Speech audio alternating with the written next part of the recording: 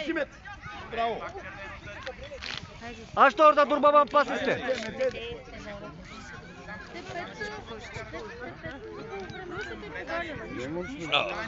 Давай Gabi. Hadi Yavuzlar. Bravo. Bravo. Etme. İyi açılmaya başladı var bizimkileri. Hadi Jason mavileri yakala. Hadi Mete. Koş. Koş babam. Koş.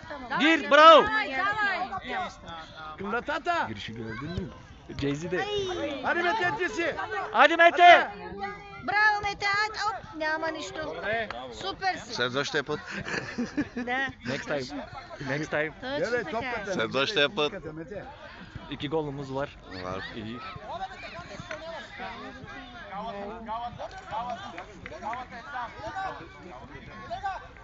Тръгвай.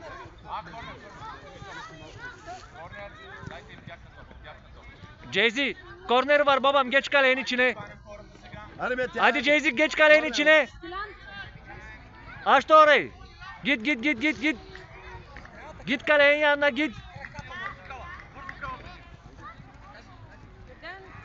Хайде, Hadi Sisi Мете. Mete. Хайде. Şut. Ey zaman. Няма нищо, супер си. Следващия път.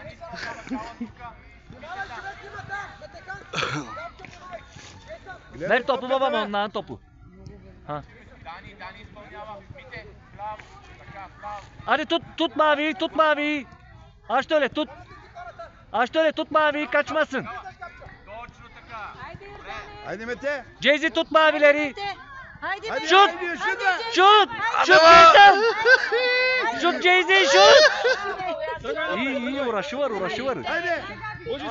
İyi uğraşır. Bravo. Yani Dün ta iyi uğraşıyor. Ataydı Tut golü çok güzel mavileri. olacak. Tut mavileri Jay-Z. Atacak büyük. Güle geliyor bana. Hadi Jay-Z yakala mavileri. Tebakanı yerde tut onu. Babam dinlenmeye. Geçin. Geç trenerin yanına. Bravo.